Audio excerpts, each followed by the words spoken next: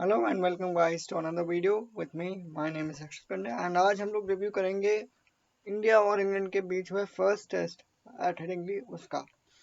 ये match fourth day के starting तक के इंडिया के हाथ में था। ये मैच इंडिया के हाथ से निकला कैसे और क्यों निकला उस पर हम बात करेंगे। बट ये मैच हम हार गए हैं फ्रॉम अ पोजीशन ऑफ 100 या 95% विनिंग पोजीशन से इंडिया मैच हार गई है।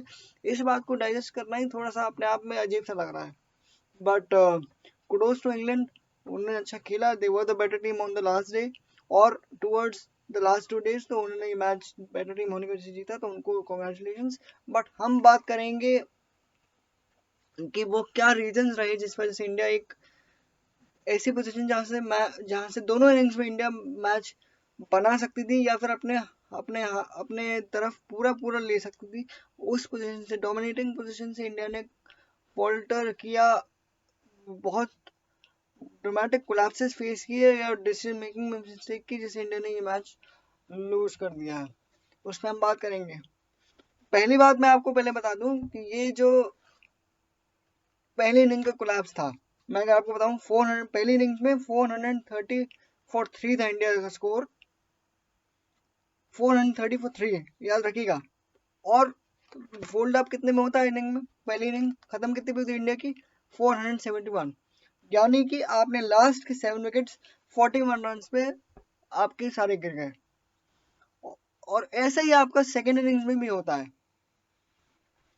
सेकेंड इनिंग्स में इंडिया का स्कोर होता है 333 फॉर 5, उसके बाद आप 364 ऑल आउट हो जाते हो। तो आपने 31 रन पे 6 विकेट अपने गिरा दिए। यानी आपने कुल मिला के 20 विकेट एक टीम के पास अगर होते हैं एक टेस्ट मैच में, दोनों इनिंग मिला के, तो आपने 72 रन दो इनिंग में बनाए और उन दोनों इनिंग में 72 रन बनाने के साथ साथ आपने 13 विकेट्स गिरा दिए, आपके गिर गए। दोनों इनिंग्स में बैटिंग कोलैप्स हुए और ये कोलैप्सेस तब हैं और क्वेश्चनेबल इसलिए हैं क्योंकि आपने शार्दुल ठाकुर जैसे एक और बैटिंग ऑलराउंडर को खिलाया था जो कि ठीक ठाक बैटिंग करते हैं, लेकिन आपकी जो टेल है वो वैग की ही नहीं। इतने अगर आपको ऐसी बैटिंग परफॉर्मेंस आपकी रहेगी तो आप मैच नहीं जीत सकते आप, और इंग्लैंड जैसी टीम आपको इतने मौके देगी भी नहीं। तो ये दोनों इनिंग्स में आपने बैटिंग कोलैप्सेस देखे और ये पहली बार है। और ये पहली बार है कि आपने आप एक टेस्ट मैच में ऐसी टीम, एक टीम के दोनों इनिंग्स में 5 बैट्समैन की तरफ से 100 जाते हैं और स्टिल वो मैच नहीं जीत पाती, मैच हार जाती है। ये भी पहली बार हुआ है मेरे ख्याल से।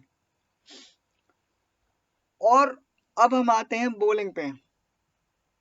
बॉलिंग में पहली इनिंग्स में सिर्फ जसप्रीत बुमराह के 5 विकेट थे, बाकी बाकी बॉलर्स के भी विकेट थे, लेकिन बुमराह नहीं चलेंगे अगर, तो इंडिया के लिए मैच जीतना बहुत बहुत मुश्किल है। यानी मैं अगर बोलना नहीं चाहता क्योंकि नथिंग इज इम्पॉसिबल, बट ऐसा लगता है देखने में कि अगर बुमराह नहीं कर पाएंगे, अगर बुमराह नहीं होंगे, बुमराह नहीं विकेट लेंगे, तो कोई और बॉलर मुश्किल विकेट ले पाता है। वो पेनिट्रेशन नहीं दिखता। हालांकि दूसरी इनिंग में वैसा ही हुआ। दूसरी इनिंग में जो आपने अपने जहां पे अपना 364 पे आप ऑल आउट हो गए, 31 रन पे आपके 6 विकेट गिर गए, उस पोजीशन से आप जब बैटिंग करने आए तो बॉलिंग करने आए तो मोमेंटम इंग्लैंड के पास था और उन्होंने लास्ट डे पे 350 रन चेज कर दिए। 350 रन कहीं से भी आखिरी दिन में कम रन नहीं होते, लेकिन इंडिया के लिए, इंडिया में वो फाइट या वो जज्बा या वो जीतने की का जुनून दिखा ही नहीं, वो इंटेंट दिखा ही नहीं मेरे को। और दूसरे इनिंग में मैंने ऐसा कहा कि आपकी बॉलिंग यूनिट बुमराह पे ओवर रिलायंट है, उनको ओवर वर्क करवा रही है। तो जैसा मैंने बोला कि अगर वो विकेट नहीं लेंगे जो कि उन्होंने दूसरे विकेट दूसरे इनिंग्स में नहीं लिए, तो वो पेनिट्रेशन दिखाई नहीं। और हाल फिलहाल में आके बाद में भले ही शार्दुल ठाकुर ने 2 विकेट, प्रसिद्ध कृष्णा ने मैच में 3 विकेट निकाले इनिंग में, लेकिन match was done and dusted वहां पे। और तो आपको ये देखना पड़ेगा कि आपके पास जो बॉलिंग आर्सेनल है उसमें बुमराह के होने या ना होने पे आपके बाकी लोग कैसा स्टेप अप करते हैं या नहीं करते, ये आपको एज अ मैनेजमेंट या एज अ कोच जी जी यानी गौतम गंभीर को सोचना पड़ेगा। अब आते हैं शायद इस मैच का सबसे जो टॉकिंग पॉइंट होगा, या जो मैं कहूँ कि जहाँ पे मैचेस बनते और बिखरते हैं, वो एक क्लीशे से सेइंग है कि कैचेस विन मैचेस। बहुत पुरानी है, लोग कहेंगे कि ये बहुत पुराने, हम बहुत टाइम से सुनते आ रहे हैं, ठीक है, बट क्लीशे है, but it still holds true. अगर मैं आपको बताऊं तो यू विल बी शॉक्ड, और यू शुड बी शॉक्ड, चलो से विल बी नहीं, should be, if you are a cricket fan you should be shocked. इस मैच में इंडिया ने 10 कैचेस छोड़े हैं, सबसे ज्यादा, जिसमें 10 कैचेस छोड़ने में जडेजा, यशस्वी जायसवाल, और जायसवाल ने तो दोनों ने मिला के 4 कैच छोड़े, 4 कैचेस। अगर मैं आपको उसका भी एक रन आउट बताऊं, वेट फॉर इट, मैं अगर सिर्फ जायसवाल की बात कर रहा हूँ, ठीक है, जायसवाल ने पहली इनिंग्स में बेन डकेट का कैच छोड़ा, जबकि जब वो थे 11 रन पे। फर्स्ट इनिंग्स में उनका स्कोर कितना बना बेन डकेट का, 62। बेन डकेट की ही दूसरी इनिंग में उन्होंने कैच छोड़ा था 97 रन पे, और बेन डकेट ने आउट होने से पहले, मैच खत्म करने से पहले 149 रन अपनी इनिंग में बनाए थे सेकेंड इनिंग में। फिर फर्स्ट इनिंग में उन्होंने ऑली पोप का कैच छोड़ा था, जो कि 60 रन पे जब कैच छोड़ा था पहले इनिंग में।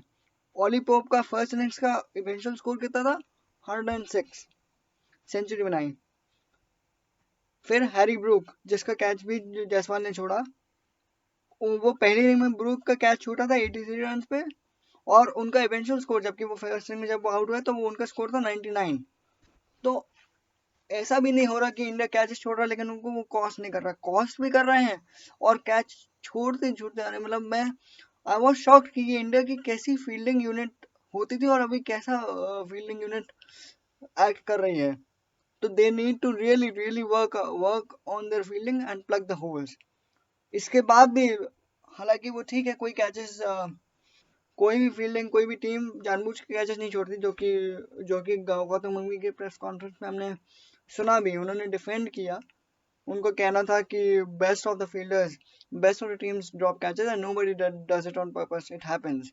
तो वो ठीक है, बट आपको एट द सेम टाइम ये एक्नॉलेज करते हुए कि कोई जानबूझ के कैच नहीं छोड़ता, आपको ये बात ही एक्सेप्ट करनी पड़ेगी कि at on the given day you are not at your best, not in fielding, not in batting, or not in bowling either.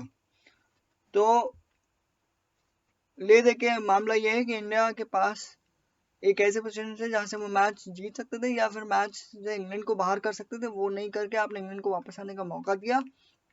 और इंग्लैंड जैसी टीम को अगर आप ऐसा मौका बार बार देंगे तो वो आपको मैच कॉस्ट कराएंगे ही कराएंगे, क्योंकि इंग्लैंड अपने घर पे खेल रहा है, क्वालिटी टीम है और कंडीशंस भी उनके फेवर में है। और कंडीशंस भी आपको ये बता दिया इंग्लैंड ने कि आने वाले 4 टेस्ट मैचों में भी ऐसी ही कंडीशन मिलेंगी जहां बैटिंग के लिए दोनों इनिंग में रिलेटिवली, पहली इनिंग में ज़्यादातर और दूसरे इनिंग में भी रिलेटिवली, दोनों इनिंग में बैटिंग कंडीशंस अच्छी होंगी, बॉलिंग के लिए थोड़ी सी मुश्किल होगी।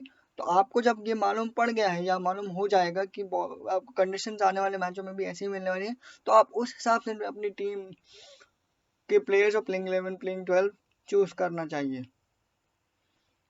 तो ले दे कि ये मामला है कि इस मैच में इंडिया हारी है, पहला टेस्ट हारी है, कोई बात नहीं, अभी पहला टेस्ट हारी है, but there are areas of concern. England के पास 1-0 की लीड है। दूसरा टेस्ट जो है अब 2 जुलाई से शुरू होगा एजबास्टन बर्मिंघम में। अब उस मैच में इंडिया कैसा करती, क्या कंडीशंस होंगी, क्या प्लेइंग 11 होगी, ये सब हमें आने वाले टाइम में पता चलेगा। एंड अभी के लिए इतना ही है। Thank you for watching this video and take care.